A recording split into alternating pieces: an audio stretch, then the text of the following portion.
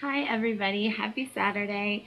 So I'm back from vacation. I was gone all last week, either getting ready for vacation, writing Kieran's point of view, or actually on vacation. So I'm finally back. I keep thinking it's Monday. It's definitely Saturday. And I don't know when that will sink in. I'm a little bit tanner. Some might say burnt. I'm a little on the crispy side. I apparently just don't absorb the sun well. I'm not really sure why I keep burning, except that I haven't seen the sun in a couple of years. My body is like rejecting it. It likes to be pale, but I'm doing better. I'm just a little bit red. I tan a little red anyways. When my dad was alive and he would get tan, his skin would literally get bright red. He would look like fire engine red, and he wouldn't be sunburnt. That's the way he tanned. So I think I inherited a little bit of that from him and a little bit of alabaster white from my mom's side. They're definitely on the pale end of things, so that's all right. I'm okay with it usually. Just, sometimes I like to actually be outside without bursting into flames. I don't know if that will ever happen though. My kids tan really well. They get that from Zach. Zach is like 1/16 Cherokee Indian, I think, or 1/8. It's one of those fractions. But he tans like he just absorbs the sun, and he just gets so dark, and in an instant he's like 10 shades darker, and my kids are like that. So good for them. Good for them, and not having this like issue that I have, but whatever.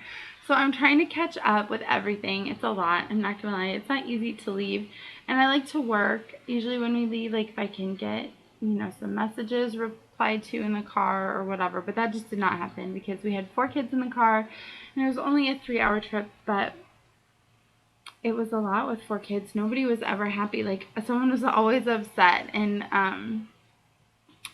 it is what it is. Like that's the way it is with 4 kids. So I was dealing with them, or we were gone like all day. We went to an amusement park, and then we went to a water park, and so I was like literally gone away from service and internet, and it was really nice. I'm not gonna lie, it was a really nice to forget all about you know my job.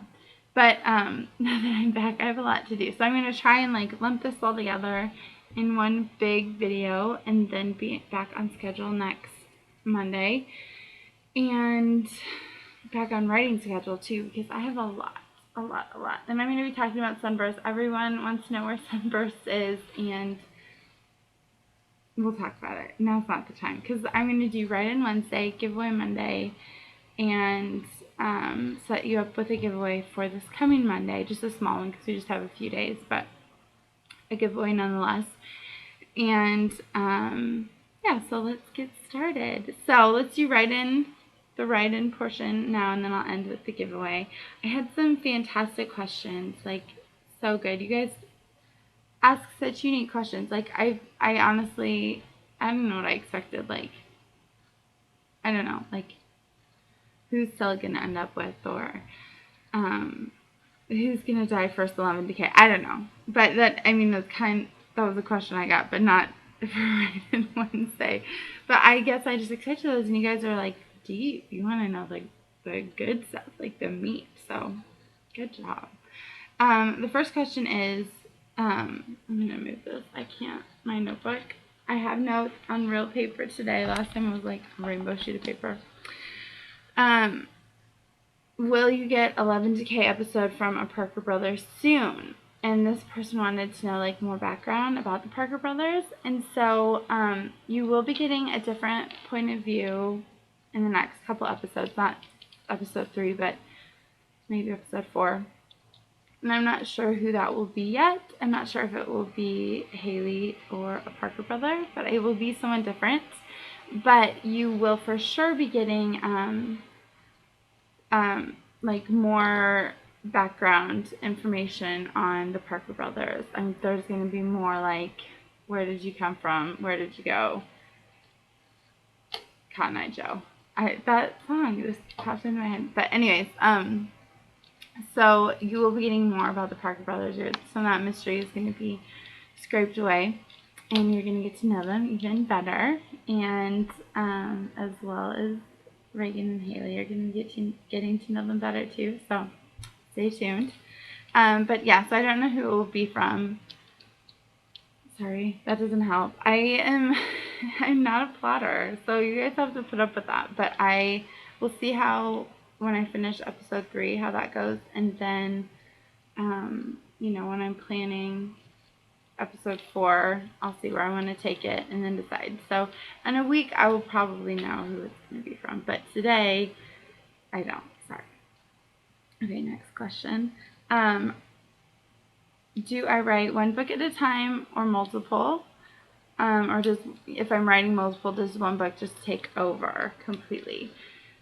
So when I wrote Reckless through Endless, I wrote one book at a time, and I didn't actually even have any thoughts to write other books. Like, I knew that Starbright was always in my future, but I wasn't like plotting it. I wasn't planning it during the Starcraft series. That was the only book I was focused on in writing. And the same for Starbright, but Starbright was just a unique process no matter what, because I was pregnant, and nobody should ever expect much from me when I'm pregnant. I just don't have a brain. So anyways, I was pregnant, got Starbright out. Then after Starbright was finished, I started Sunburst immediately. And at that time, The Reluctant King popped into my head, and I couldn't get rid of it. So yes, The Reluctant King definitely took over, and I wrote that. While I was writing that, I came up with the idea for The Rush, and the same thing. As soon as I finished The Reluctant King, I started writing The Rush. I mean, it was just there. It was the story I had to tell, and so I told it. Like, I couldn't really stop myself, and I tried to write The Reluctant King and The Rush and Sunburst all at the same time, but that didn't really work out for me. So I ended up finishing The Reluctant King, and I was probably a fourth of the way through The Rush. So I did write those simultaneously, but Sunburst got kicked to the curb, and I wasn't ready to write that story anyway, so I'm okay with that. During The Rush, I came up with Bet in the Dark, and same thing. I wrote, I was probably about 2 chapters into Bet in the Dark by the time I finished The Rush, so not a whole lot, but it was still being written at the same time. And it was just a story that I wanted to tell, that I loved, and I needed to. And so, then, is that the last book? So I have been writing kind of side by side simultaneously, and then Sunburst has gotten bits and pieces here and there. Right now I'm writing a lot of books at the same time, because Love and Decay, I'm kind of treating it like I'm breaking it up in every 2 weeks, but I'm constantly thinking about it and writing about it. Plus, I'm co-writing a book right now with Lila Felix, and so that is going back and forth. And then I'm writing Sunburst and The Relentless Warrior, and a contemporary that I haven't announced. And so I am writing a lot at the same time, and it's hard. Like, I would not recommend this, especially if you're a new writer. I would start with a book and focus all your attention, all your thoughts, all your daydreams onto that book. It just goes a lot easier, and you don't feel schizophrenic like I do. But part of me is I can't help it. I thought Love and Decay would be a smaller project than it is, and it's just taking up a lot of my thoughts, which is fine because I am in love with it. I also thought that co-writing a book, while it is one of the easiest projects I've ever done, just because I write a chapter and then I write part of it and then I send it off, and then I get it back, and the next part of the story is already there. I just build. It's really if you get a chance to co-write a book, do it, as long as you can be honest with your partner and that you respect them and trust them, because that's a huge part of it. But for me, and working with Lila, it has been so easy and so fantastic. It just takes time, like everything takes time, especially if you want to do it well. The harder stories to write simultaneously are my big, epic, like end of the world stories, because there's a lot of world building and it just takes a lot of thought. It's not just like my work. I'm not just always at a computer. Like sometimes when I call it working, I'm just thinking. I'm like thinking through how I want the story to go and daydreaming basically. It's a really simple way of saying it, but honestly that's a lot of what it is. And I'm not a planner, so I can't say, okay, like the next 10 chapters are going to go like this, but I can say, this is how I see my character developing, this is how I see the story,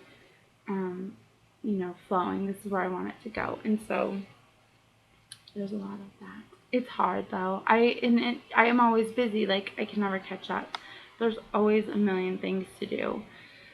So I just kind of have to be okay with chaos, and I have to be okay with always being behind, which I am. I'm always late. I'm late for everything. That was me before writing, for everything, before kids, before marriage. I am late with everything, and I love chaos. Like, I don't know what that says about me, but like that's my personality. I like an orderly house, but I prefer chipped nails. Like, I don't like a perfect nail polish. I chipped and grungy, and like my daughter is in dance, and I adore when she wears like her tights are all ripped and grunge looking, and she's in ballet class and she's wearing like a tutu, and I'm the mom that's like, oh, look at her ripped tights, and all the other moms stick up their nose. No, they're really nice. They're really nice. I shouldn't say that on YouTube. No, they are. I love my dance moms. And that's not even what we're talking about, so I'll move on. So this contemporary that I would not have started it if it wouldn't have like come inside my head, like made a nest and had little story babies and decided to camp out for the rest of my life until I get it written. Like, it is there, it is not leaving. I have to write it. And if I had the freedom, I would literally like drop everything and focus on that story and say, see you guys in 3 months, because this is my reality right now. But I'm trying to be responsible. People have release dates that they're looking forward to, and so I'm really trying to focus my energy into what I've already promised to be out there and hold off the contemporary. I'm trying. It's not always happening, but that's the reality of being creative, I guess. Like any creative person works like that. So I'm trying, but it's gonna be a good one. It is. I think it is. I don't really know. It's not written yet, but it's not like anything I've ever written. You're gonna see a different side of me, a different side I didn't even know existed until this story. So, and it's adult, which I never thought I would ever write. But like I said, the story's there, and I can't really stop it from happening, from developing in my head, from like demanding to be written. So, anyways, I answered that way in depth. But next question. How do I develop my characters, especially the lead? So, each character is obviously different. That's my goal. That's what I'm hoping to accomplish. But but each character is developed differently too. So when I wrote Eden, she was really this version of me, and I've said that so many times. But like, I just pulled from what was in me. I wrote what was familiar to me, and I like to think that I'm a person that knows myself really well. I know my limits. I know my weaknesses. I know my strengths, and so I really pulled those and put that into Eden. And then when I went to write Stella, I kind of had this misperception that she needed to be different in every way than Eden. And part of that was the story, like story building. Like, she's a star, so of course she's going to be blonde. But where Eden had black hair, Stella has blonde hair. Where Eden has black eyes, Stella has blue eyes. And things became too, I think, just contrary to be contrary. And so I kind of had to redevelop my idea for Stella and say, okay, she's not just going to be Eden's opposite. She's going to be her own person. And what does that look like? So are there similarities? Yes, but that's okay because in real life, people you have similarities to them. Not, everyone's different, but not in every single way. And so, and then I just took that into developing every other character. So when I sit down to write the lead, I mean, there are pieces of me woven through each character's fabric that's how I write. I just like to pull from reality, from what I know, and I also like to make my characters authentic and very genuine, and I hope very relatable, so that no matter what they're going through, the reader can identify with them. But also they just kind of, depending on their story, depending on what is happening, they really tend to take on a life of their own, to where I almost don't have control over them, where I'm this vessel that writes their story. With Ivy, I started her out, that first chapter, she was really snotty, and it was almost like, shoot, is she too snotty?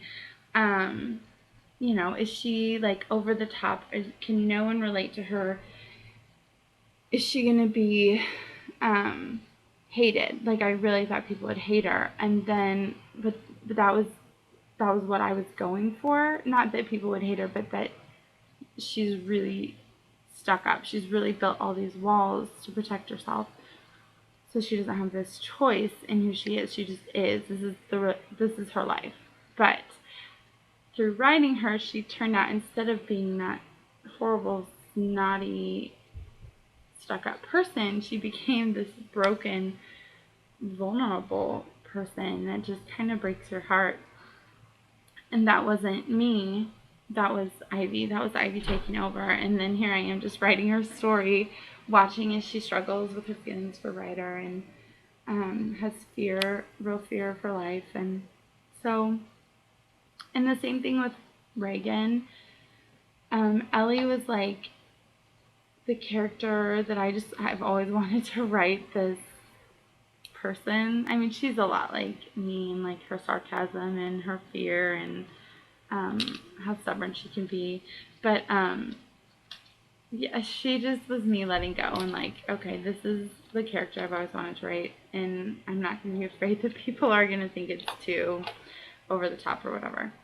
And then Reagan just really took on her own character, and how I imagined, an attitude out of a 20-year-old girl at the end of the world. So a lot of it is just writing and like erasing. I do some erasing. I don't ever rewrite chapters.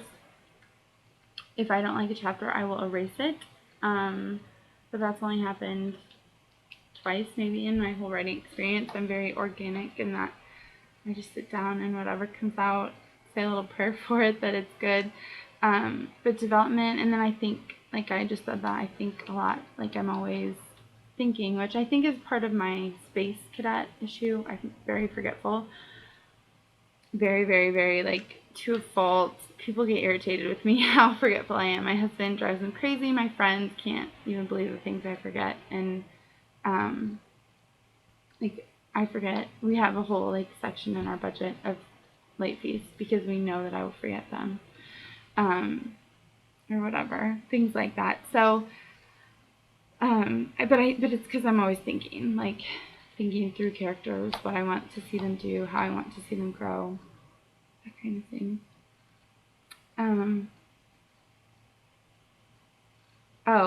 Also, like, characters taking over who they are, like Sebastian is a good example. I didn't know he was going to be there, and then he showed up, and then I was like, oh, well, he'll be an extra layer of bad guy. And so I started him off really, really bad and annoying and frustrating for Eden, and then he came through the Starcross series a completely different person, like reformed and hilarious, and I love him. I'm in love with him, but that was not me. That was not me developing this character. That just came out in writing. And so some of it is luck, pure luck, or I don't know what else to call that. I'm not really sure. Like, I don't know, insanity, maybe? Maybe. Okay. How do I channel characters' personalities as I write? And I just kind of went over this. Like, it's who they are. And having different worlds, like having different stories, like none of my stories happen in the same kind of world. And I only have one contemporary book. So it's like each world helps mold who they are and brings about circumstances in their lives that they're forced to deal with, and that develops them, that builds character for them. So I kind of let the story take over. Some of it is me, and well, probably more than some, but it doesn't always feel like that. It's just kind of like, here I am, I work, these are my bosses, I just work for them, kind of thing. Which probably sounds crazy, like really crazy, but I don't know how else to say it. Like, unless you've sat down and like dealt with characters, and sometimes it's like they don't just tell me what to do, which sounds really schizo, but like I have to like work with them. I'm like, do we need couples counseling? Because you're not doing what I want you to do, or whatever. And we're really attached. Like, I was talking to someone about Love and Decay, and I said, well, they were worried about someone dying, and I said, well, I will be as upset as you will be if someone dies, and this is true. I mean, and they're like, well, I never really thought about the author being upset, and it's like, I promise you, I'm not sitting back here like evil genius, like, how can I make people suffer? I get upset as you do. When I wrote the Starcrossed series, I cried so many different times. When I wrote That in the Dark, and they go to the dinner at Finn's grandma's house, I was weeping through that. Like, it touched me. It was so sweet to me. Declan and Finn's relationship, that I was crying. And so I am as emotionally involved, probably more emotionally involved than any fan could ever be, or reader, or I don't like to use the word fan, but any reader could be, because they're like family to me, or my children, or bits and pieces of my soul. So yes, I get upset. I am highly invested in each character, even secondary characters. When Ronan died in Starcrossed series, I was broken up like for days about that, and he didn't even have a big part. He was just this, like, not even a secondary character, really, just even farther back than that, like an extra. But I can't help it. It's how it's I don't know any writer that's different, though. I think we all get pretty invested into our stories, so I don't know how else to say that. Then last question, where do I get my inspiration from? And depending on what we're talking about, like if we're talking about just in general, how do I get inspired to write? And really anything goes at that point. It could be a song, it could be music. I'm inspired a lot by music, although I prefer to write with silence.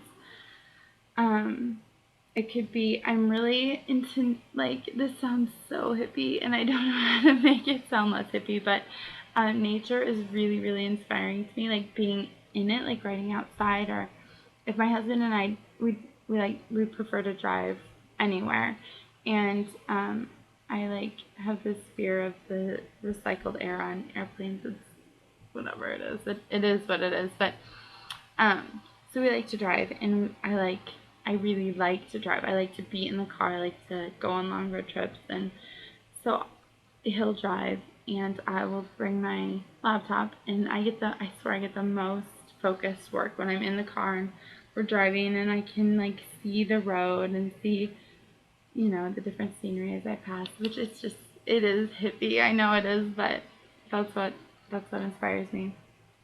Conversations inspire me. Like, if I hear a phrase that I like, that I'm immediately inspired to go write and to find a way to use it. Or, like kids' names. I'm really big into names. Oh, that was another question actually that I got, and I'll answer it in a second. Forgot to write it down. But if I hear names, like instantly there's a character and I've developed a character for them, and like shoot, where I need a story for them, and then I'll go home and I'll like, can I put them, where can I put them, in what story, or do I just need to write a new story?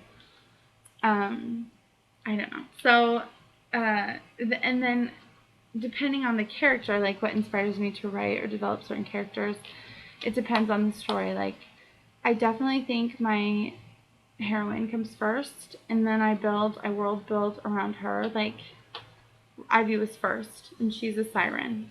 So now I need a world in where Greek mythology lives. Or Eden was the same way. Eden's a witch. And, well, you know that she's more than that, but she started in my head as a witch. And now I need a story around that. And now I need a love. And then each boy, I think, is inspired by the girl that they love.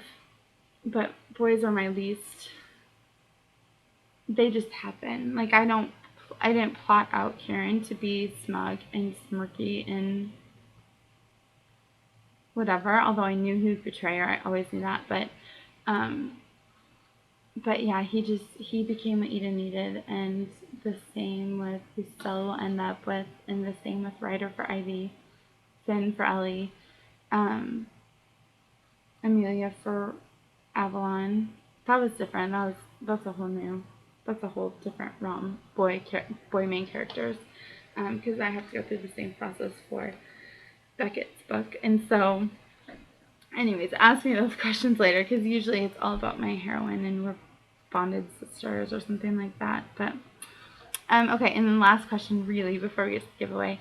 Someone asked me, my names are so unique, where do I come up with names, or how do I decide on names? And while it's true that I really love unique names, Eden is actually a character. She's named after, I spent 6 months in Europe, and I stayed with a family, and they kind of changed the whole tide of the time I was over there, and that's a whole different story. But they had these 4 beautiful children, and they all had these unique names. And so the first story, the book that I wrote that isn't published, the lead character's name is Noah, after one of their daughters. But I also loved that for a girl's name. And then Eden is named after another of their daughters. And so they actually have meaning for me and significance. And they don't even know about this. But yeah, anyways, they just really gave me some good advice and helped me. The Europe trip for me was very life-changing. And so without that initial advice from them, I don't think it could have been what it ended up being. So, and then I'm writing a book for each of my children. So each 4 of my kids will get their own series, which is like years and years and years down the road. But so Stella from Starbright is named after my oldest, and then Scarlet will get a book, Striker will get a book, and Sola will get a book as well. That's where those names come from. And then when I dive into contemporary, I like to keep my names a little more simplistic. Ellie and Finn. I love the name Finn. And then my adult contemporary, the names are very just simple, and I just like the tone that sets for the book. Nothing too complicated, nothing like out there. I don't know. And then I do a lot of research. I talk a lot with Lila Felix. We like text back and forth. We're like, is this too weird? No. Or like, help me come up with a boy name. Like, we have a name bank going back and forth. And she has fantastic names. Like, if you read any of her books, she has amazing names. And I get some of them from her. And otherwise, it's a lot of, all my names have meanings, like they're very thought out like that. I spend a lot of time in that, more time than I think a lot of people. But if you go like through my naming process, it's very complex. Like Eden means, like, if you think about the Garden of, and from the Bible, and then Avalon means tree. And so together they are like the forbidden tree from the Adam and Eve story. But anyways, so there is a lot of significance throughout like Amory's name, I can't remember what it means, but it's like light or something. I mean, like each name is very significant, and the same for all the stars in the Starbright series. Their names mean light or star or day or sunlight or something, sun or something like that. All the boys' names that are angels mean like angel of something. They're like actual angel names. I